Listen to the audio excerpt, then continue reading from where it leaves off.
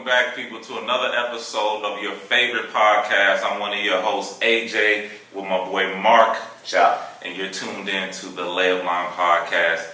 We are here to discuss trending topics in sports and culture that we discuss on the phone, right? That we discuss in the locker room, right? So it's really like locker room talk, right? So each week or each episode, we pick a layup or a topic that's trending. We discuss it, break it down, and then we also do a dunk of the day, which is a prediction, perhaps, that we have. That we've been doing pretty well with. At least you have. We're all right. At least you have. Right now. So today's topic is Kyrie. And before we dig into Kyrie, I would like to say that I've been having a lot of fun on the podcast, sharing my thoughts, hearing your thoughts. And we've been getting some feedback on IG, on the social media avenues, and people have been listening to us. And we've getting a lot of people who have shared their opinion in agreement and in disagreement. And it's all good. I think we opened up this avenue because we just wanted to have a voice and share our opinion. I think it's a way for us to remain relevant in the conversation, because everyone's talking about, especially with this Kyrie incident, which is very sensitive to not only our culture, but our industry. And everyone's voicing their opinion. And I think that this is obviously a very hot topic, a very sensitive topic that we're going to be discussing. So beyond choosing our words carefully, because I ain't trying to get canceled, but beyond choosing our words carefully, I think we're both passionate about what's going on, not just because of the whole anti-Semitism, but more so because it is our industry.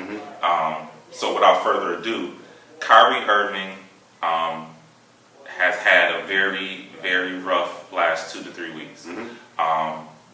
He penned on his social media a documentary on I believe it's called Hebrews to Negroes, which has some would say, or some have said, some anti-Semitism undertones in it.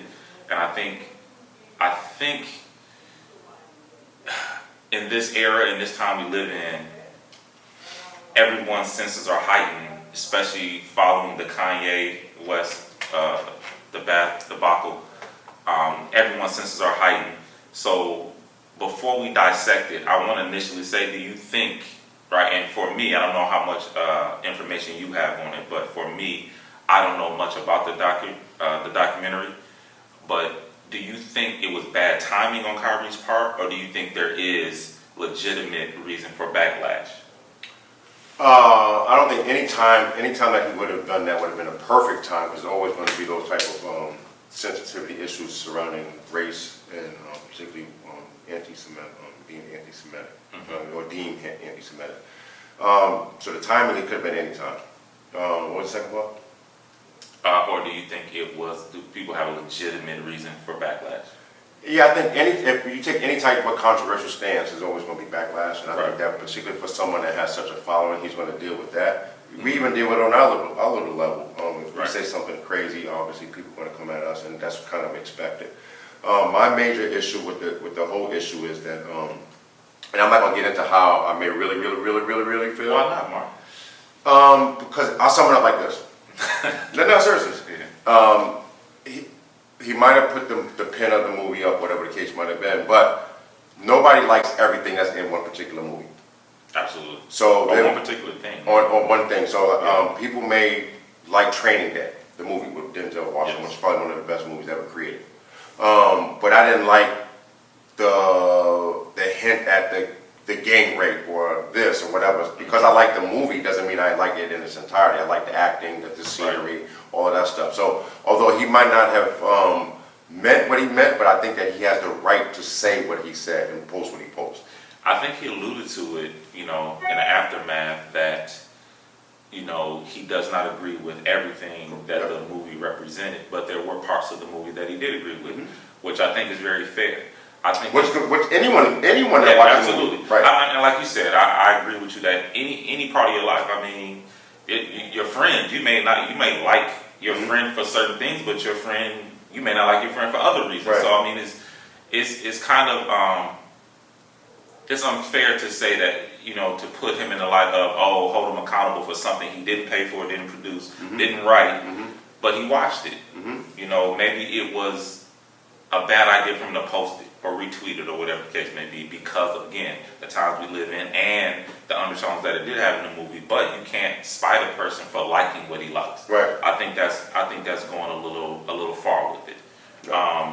So in light of this whole situation with Kyrie and him posting it and him not backing down from his stance, which is on one level commendable, and then some may say stupid, right? Because of what he represents, because of what he stands to lose.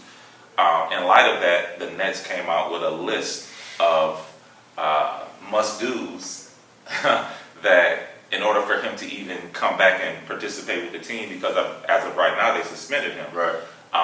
So with this list, going through the list, what are your thoughts on the list? Well, the Nets gave him 6 items that he must do in order to come back. One would be apologize / condemn the movie.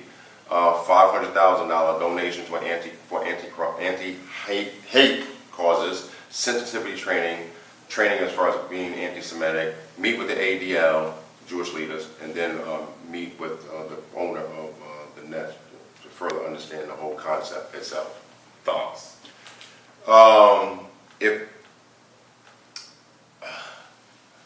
If that was a piece of paper, I would have wiped my ass. I don't know if anybody's ever made such demands. I really think those demands tell me that the Brooklyn Nets do not want anything Kyrie Irving, because they know that those demands are a little far reach and that nobody's going to do it. In particular, he's not going to do it. I mean, the first one within itself to me says a lot, right? They want him to condemn a movie based off, again, things that he did not write, did not pay for. And that's very hard as a person, because once you start telling people that, we need you to condemn something that you liked or that you appreciate to a certain degree, now you're in control of that person, control of that person's thoughts and control of what that person does, and I don't think that's fair. Agreed. I think, and again, I did not watch the movie, I don't know if you did, but I think definitely it's something they should talk about and discuss, because he has agreed that there are some things in there he does not agree with.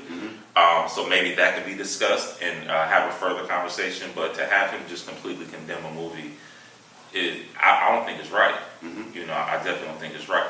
Nor do I think that Kyrie himself is an anti-Semite. I don't think that, I've never heard him say anything that was anti-Semitic.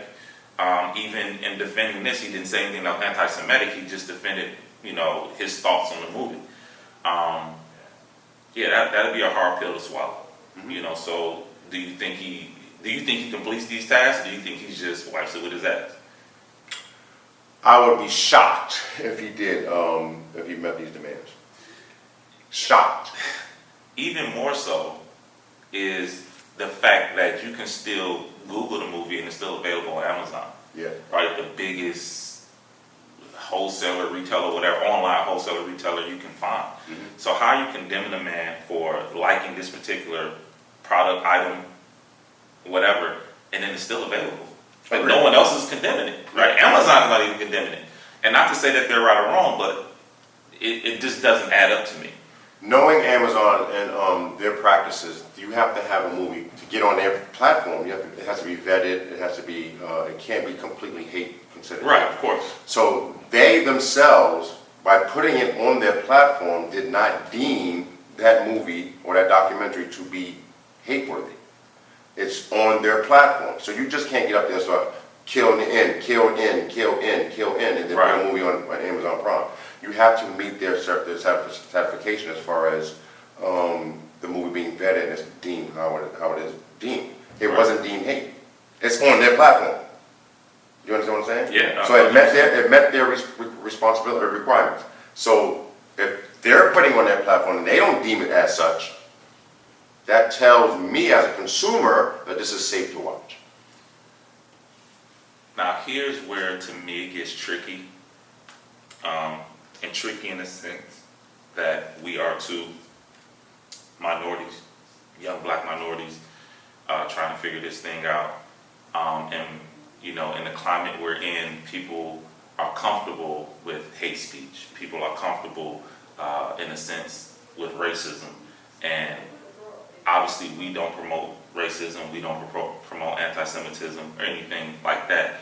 So it's almost like you gotta walk a fine line when we talk about someone like us, who is of us, that is labeled anti-Semite or anti-Semitic, and then at the same time we are the same one championing or fighting when someone says racist thing to someone like us, right?